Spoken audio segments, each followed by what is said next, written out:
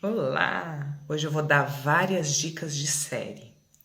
Enquanto isso, eu vou falar da psicologia das massas, da questão do quanto é preciso que haja uma diminuição da identificação da identidade pessoal para que haja uma identificação com o grupal, sabe? Psicologia das massas. Quero falar um pouquinho sobre efeito manada. A gente viu bastante do efeito manada ontem, independente de posicionamento político, tá? Eu quero falar um pouco sobre isso. E vou falar aí várias coisas aí, de séries, e de como que a gente funciona aí nesses aspectos. Então vamos lá. Gente, bom dia para quem tá chegando. Ontem, quem não me conhece, não sei se todo mundo já me conhece, eu sou a Josi Conte, da Conte Outra. Essa é a live diária do Projeto Conte comigo. O objetivo dessa live é fazer a gente refletir um pouco antes de começar o dia. Projeto aí mudança de vida, para a gente ter mais reflexão, mais autonomia sobre as nossas decisões, sobre a maneira como nós influenciamos e somos influenciados pelo mundo também. Por isso que eu falei que eu queria falar um pouquinho de efeito manada também. Quem tá aí vai me dizendo da onde tá, se é a primeira vez que vem, eu sempre pergunto isso. E se vocês que estão voltando têm gostado da live também. Ontem foi um dia quente no país, muita coisa acontecendo, né? E aí, vou começar. O pessoal vê lá online e começa a espiar o que está acontecendo. Então vamos lá, pessoal.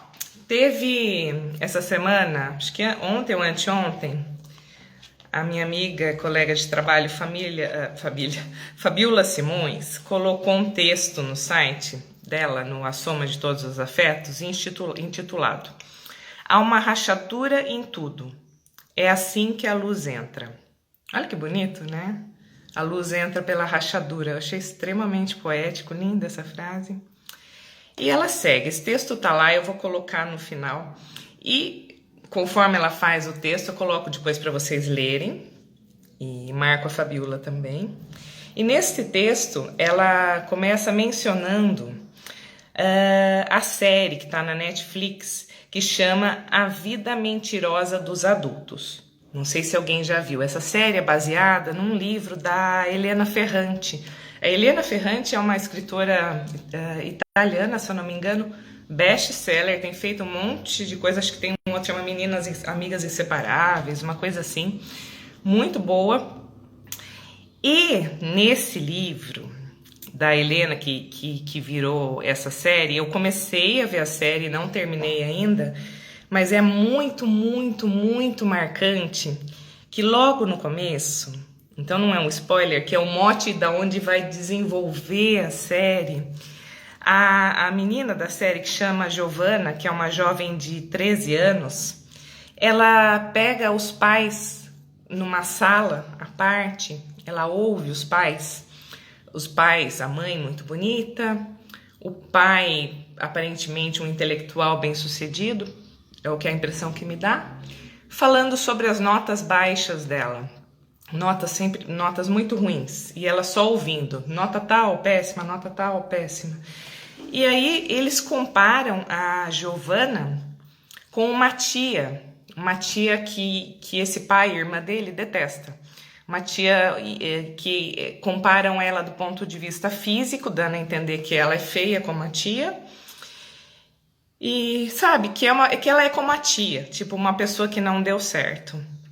E isso acaba com a Giovanna, essa comparação, né? E a partir daí, a série vai vir dessa busca da Giovanna por quem sou eu, afinal. E aí ela vai atrás dessa tia, ela vai querer entender quem é essa tia, ela vai procurar na casa as fotos dessa tia. Na casa, essa foto da tia com quem ela foi comparada são pintadas, né? Nem a imagem dessa tia é permitida na casa, é pintado. Lembra antigamente que o povo cortava, pintava? Então ela vai falar assim, quem é essa pessoa que eu me pareço que eu nem sei quem é? Né? E aí ela vai visitar essa tia e ela vai fazer um reencontro com a sua própria identidade. E aí vai a história, também não vi ainda, mas eu acho que é um mote assim da nossa vida, né? Quem são os adolescentes, gente, né, de maneira geral? Quando que são... A gente não fala que é aborrecente, que adolescente é chato, que adolescente dá o contra em tudo?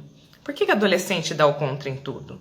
Porque eles estão tentando achar a própria identidade, que chega um momento que eles não querem mais ser iguais a gente. Eles querem achar um jeito deles. Então eles rejeitam tudo que é nosso e eles querem achar o jeito dele. Aí o que eles fazem? Eles formam seus próprios grupos, não formam? E já vou explicar para onde eu vou chegar com tudo isso. Eu vou dando uma cordinha e depois eu amarro. Aí a gente fala assim, nossa, eles tanto querem ser diferentes que eles são todos iguais. Aí a gente olha, eles têm os tênis todos iguais, as camisas todas iguais. Você olha o grupinho, é tudo igual. Aí você sabe que é adolescente. Mas faz parte desse processo, dessa busca da identidade. É um processo pelo qual eles precisam passar. É uma ruptura com um adulto que eles veem em casa, e aí eles vão achar o seu próprio caminho fazendo esse igual. Quando a gente vê isso na hora certa, é o adolescente. Tem algumas pessoas que às vezes elas permanecem com a identidade um pouco frágil, que elas ainda elas ainda não têm uma identidade bem formada, elas ainda não sabem muito bem quem elas são, ou até para pertencer elas embotam a própria identidade, elas apagam um pouco de si. Essas pessoas são aquelas que acabam entrando em grupos muito radicais, sabe? Quem que são os grupos radicais, gente? Aquelas pessoas que fazem o quê? Igual adolescente. Que vai lá, você olha, tá tudo com a roupa igualzinha, você olha, tá com o pensamento igualzinho, você vê as coisas que elas escrevem, são tudo igualzinho, porque a pessoa, para fazer parte de um grupo, seja qual for, gente, político, religioso, uma ideologia filosófica radical de alguma linha diferenciada, tem umas linhas malucas aí, sabe? O grupo que for, tá? Por favor, não entendam a minha fala como... Vocês vão falar, Jota, você está falando isso por causa de política. Não, entendam de maneira global, tá? Por favor, porque senão a gente não amplia o pensamento. Se a gente sempre achar que tudo é briga política, a gente não amplia nosso pensamento. Então vamos tentar falar sem encrencar, sabe? Então quando a gente fala isso... aí o que a gente faz? Para a pessoa modular, pensa, cada um tem sua história, cada um tem sua família, cada um vem de um jeito, cada um vem de uma cidade, cada um tem seu jeitinho. Para você se igualar tanto ao outro, tanto que até você fala as coisas que são tudo igual, você posta as coisas que são tudo igual, você tem que apagar um pouco de si, vocês concordam? E a pessoa, ela vai sumindo muito dela, né? Então a gente começa a perceber que aquilo tem alguma coisa errada, né? A gente viu muito isso, vou dar um exemplo de uma série, né? A gente não viu isso no nazismo, né? Tem uma série, dica de série, tá na Amazon Prime, que chama O Homem do Castelo Alto. Em português em inglês é The Man in the High Castle. Adoro essa série, ela é uma série distópica, em que os Estados Unidos e os aliados perdem a guerra e quem faz uma divisão do poder é os Estados Unidos e a Alemanha. Uma coisa assim, faz tempo que eu assisti. E aí eles vão fazendo lá, é muito legal, é assim, fascinante. E aí eles têm aquelas coisas de você se sujeita sempre àquela linha de poder e você tem que abrir mão de coisas suas que são pessoais, né? Então tem um momento dessa série que um dos protagonistas, que é um cara, cães participam, sempre falo, que é um cara de alta patente militar dentro lá da alemão, ele tem que sacrificar o próprio filho, sabe? Então chega um ponto do radicalismo em que a pessoa, a lavagem cerebral é tão grande e ela acredita tanto naquilo que a pessoa ela começa a abrir mão de coisas que seriam inegociáveis. A gente precisa ir no nazismo para falar isso? Não. Tem um texto no meu site, que é um relato pessoal de uma menina que eu conheço, que eu publiquei, que chama assim, Como a Religião Destruiu a Minha Vida. Religião é ruim, gente? Não, religião não é ruim. desculpa, tá? Daqui a pouco passa o lixeiro aqui. E ela conta, ela é de uma dessas religiões bem radicais, assim. Ela era, né? Ela foi criada. Um dia ela saiu dessa religião, ela não segue mais. E aí um dia ela encontrou com a mãe, acho que numa farmácia, e a mãe não olhou na cara dela. Então aquela crença, ela se tornou tão radical a ponto da mãe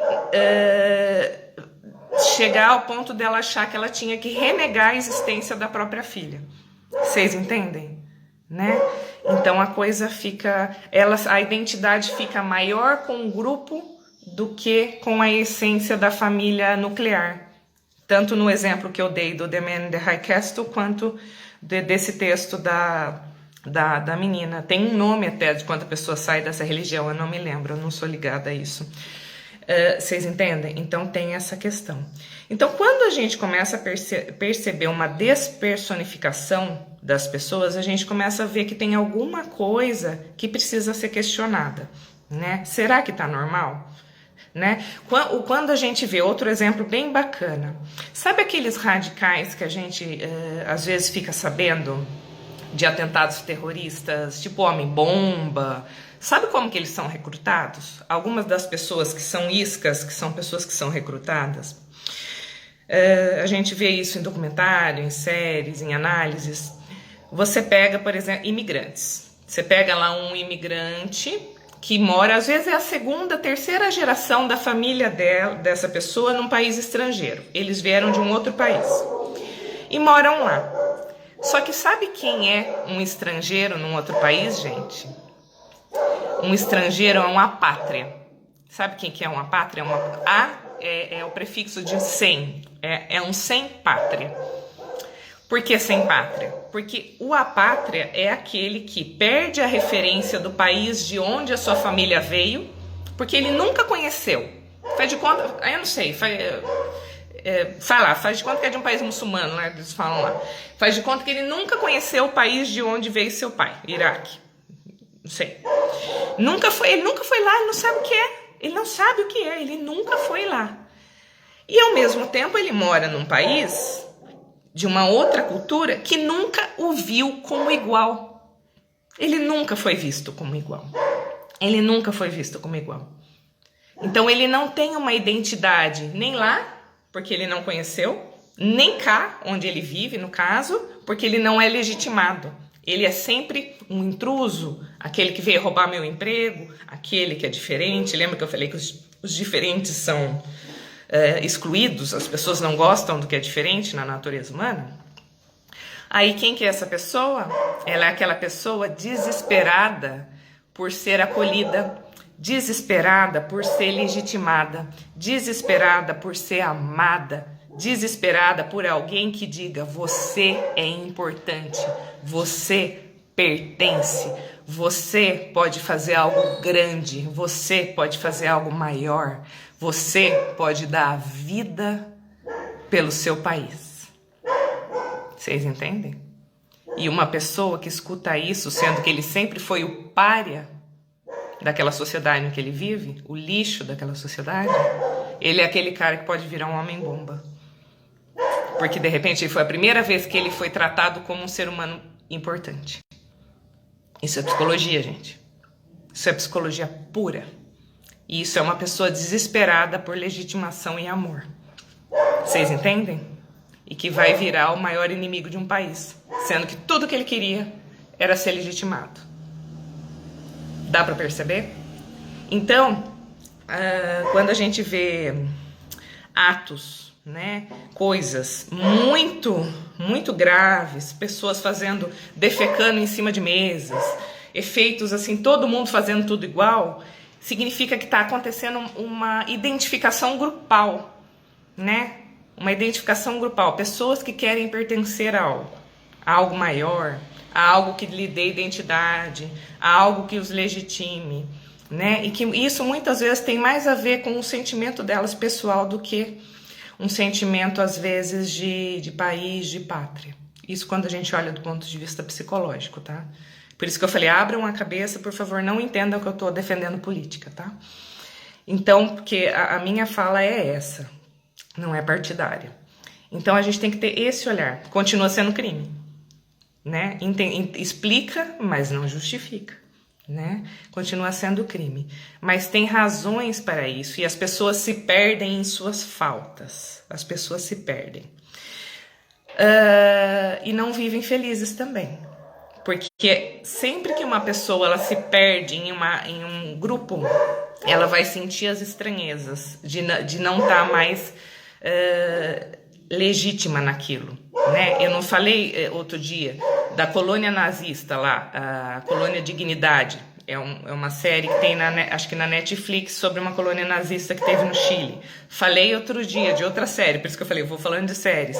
A Nada Ortodoxa, uma menina que sentia muito desconforto dentro de uma comunidade ultra-ortodoxa judaica. Interessantíssima também.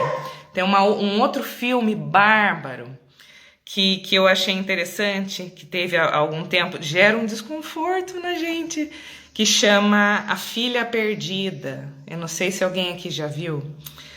No filme A Filha Perdida, é uma das atrizes que eu mais gosto, a Olivia Colman. A Filha Perdida mostra uma mulher desconfortável na posição de mãe, né? Do papel de mãe. Então, tem isso também, né? De como a gente, o tempo todo, a gente busca identidade, a gente busca um papel no mundo, a gente busca a legitimação de quem nós somos. Então isso vai desde lá dessa história da vida mentirosa dos adultos da Giovanna, que foi citada pela Fabiola no texto dela, que é do livro da Eliana Ferrante, que ela quer saber quem eu sou no mundo, né? E aí, como a gente vai tentando se achar, a gente pode ir tentando se achar de uma maneira positiva, por isso que o autoconhecimento é tão importante, gente. Quanto melhor a gente está entendendo o que é meu, o que é do outro, menos eu vou ser fisgada por coisas que podem me meter numa tremenda enrascada, sabe? Porque, às vezes, uma coisa é eu sofrer consequências por conta de uma escolha pessoal minha. Vejam a importância disso. Eu posso sofrer consequências extremas de uma escolha pessoal minha. Outra coisa é eu sofrer consequências graves, jurídicas e preso por conta de uma escolha pessoal que não é minha, não é pessoal. Ela é fruto de um efeito rebanho, de uma identificação com um grupo porque eu tô buscando alguma coisa. Entenderam onde eu quero chegar? Né? Então, é um pouco disso aí da análise das massas mesmo. Vem lá, o Freud fala um pouco disso, e aí que a gente vê, né? As seitas, citei um pouco das seitas outro dia, essas coisas a gente vai caindo. Qualquer pessoa, gente, qualquer pessoa, a gente vai ficando fragilizado, sensibilizado, e tem outra coisa também. Quanto mais você permanece em contato, o que acontece com grupos radicais, sejam eles quais foram, eles se fecham numa bolha, né? Então, eu falei isso um dia. Se você pega uma pessoa que pertence a um grupo fechado, seja qual for, a conversa entre eles é muito específica, muito específica. E até isso dá identidade a eles, dá um sentido de importância. Não tem um pessoal que põe roupas específicas, não é? Ok, né? Mas isso os separa da sociedade, né? Então, a gente pensa que eles pensam igual a gente, mas não, quanto mais eles mesmos, menos eles vão entender como o outro de fora pensa, e mais aquilo fica normal. É isso que eu queria chegar, às vezes eu me perco um pouquinho. Menos o pensamento do de fora fica normal, e quanto mais o meu vínculo afetivo diz o mesmo que eu, mais aquilo fica legítimo, né?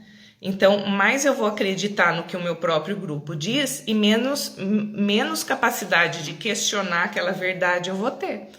Então, vai diminuir o meu senso crítico, porque se todo mundo faz, aquele é o certo, aquele é o normal.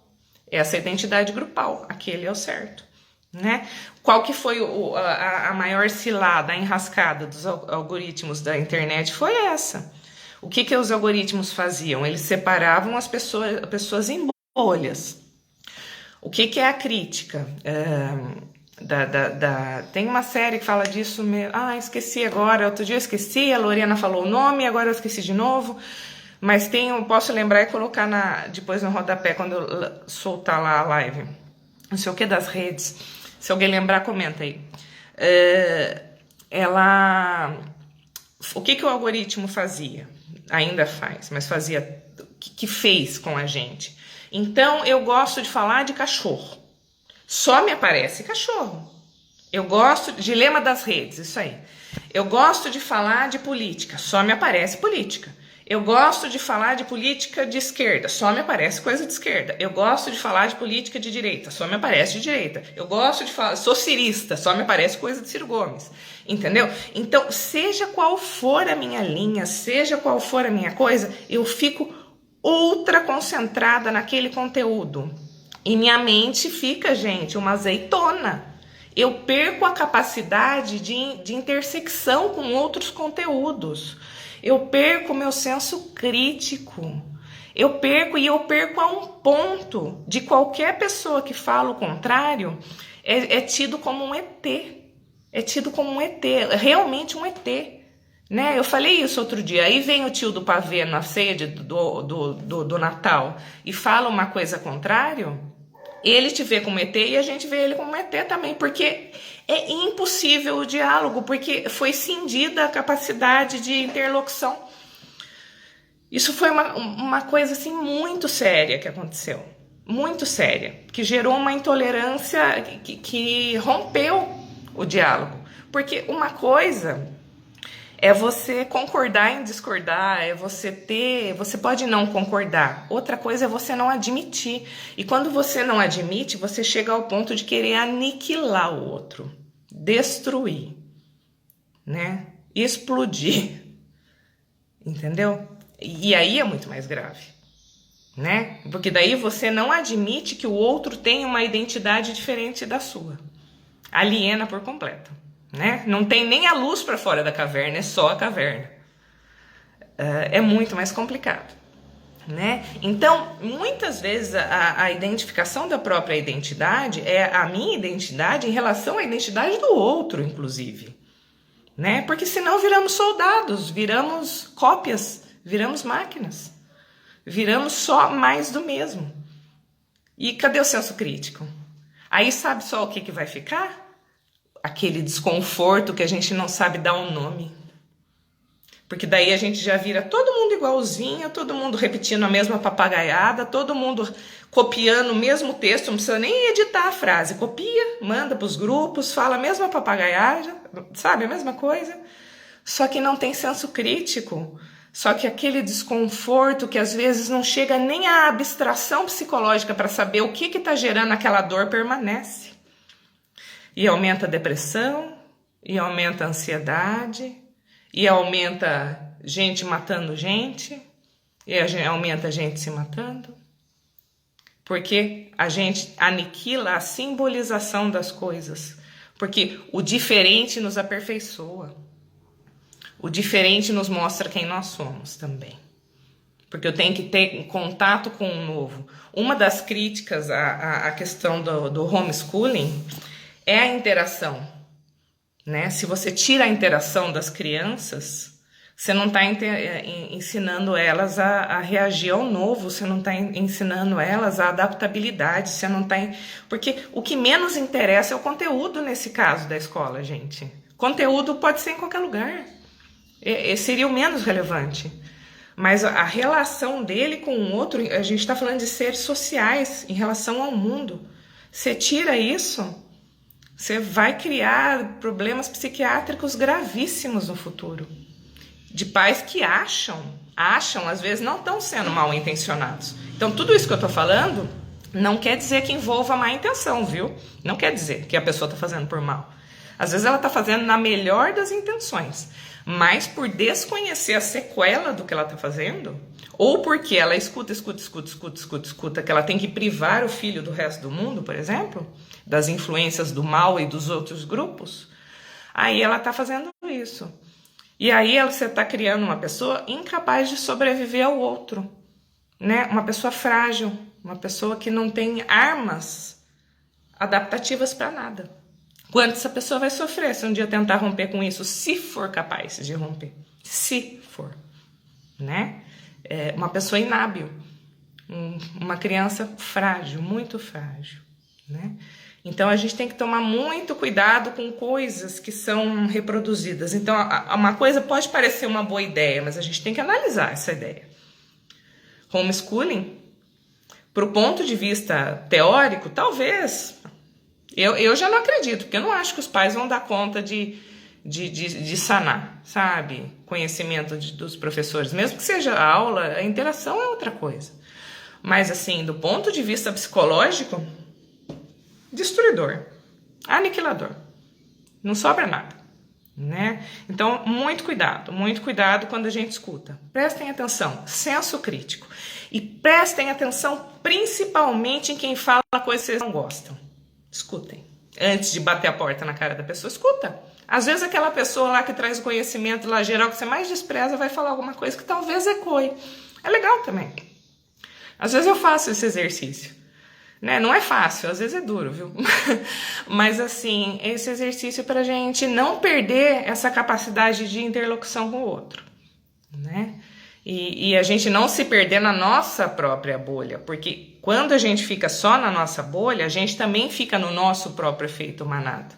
E daqui a pouco a gente pode estar fazendo coisas aí gravíssimas, sem perceber que isso não é a gente, isso é o grupo, só que a gente se permitiu calar, por falta de identidade pessoal, né? Então, acho que é um exercício. Deixa eu ver se eu anotei mais alguma coisinha aqui. Eu acho que é isso, né? Então, eu deixo a dica aí para vocês. Não sei se alguém quer comentar alguma coisa. Era uma reflexão mesmo. Oi, Denise. Deixei a dica, então, dessas séries. O Homem do Castelo Alto, tá na Amazon Prime. É The Man in the High Castle. Sobre essa questão da distopia, tinha aquela também da... Gente, eu sou tão desmemoriada. Pensa numa pessoa desmemoriada. Quando eu não dou uma olhadinha antes no nome das séries, dos atores, eu nunca sei. Repeti a Nada Ortodoxa, sempre recomendo. Falei do filme, um filme desconfortável, para quem não liga de ver filme desconfortável. A Filha Perdida, que fala da posição dela como mãe. Falei de mais alguma? O Dilema das Redes, senso crítico aí com essas bolhas. Aí a nova da Netflix, que foi a dica da Fabiola, que coloco aqui também, e tem o texto da Fabiola que eu vou pôr no final também. A Vida Mentirosa dos Adultos, que é essa história aí da Helena Ferrante. Acho que é um pouco isso. E falei do texto também, como a religião destruiu a minha vida, que conta a história da mãe que deixou de olhar para a cara da menina porque ela não seguiu a religião. E as sequelas emocionais disso. Certinho, gente? Do resto, boa semana para vocês. Tenham um bom dia. Amanhã eu volto, conversamos um pouco mais, trocamos mais ideias. E tô aqui para vocês e para aprender também, tá? Se algum momento eu falar alguma coisa que vocês não gostem, falem para mim também. Eu também posso errar e a gente vai trocando. Um beijo grande e até amanhã.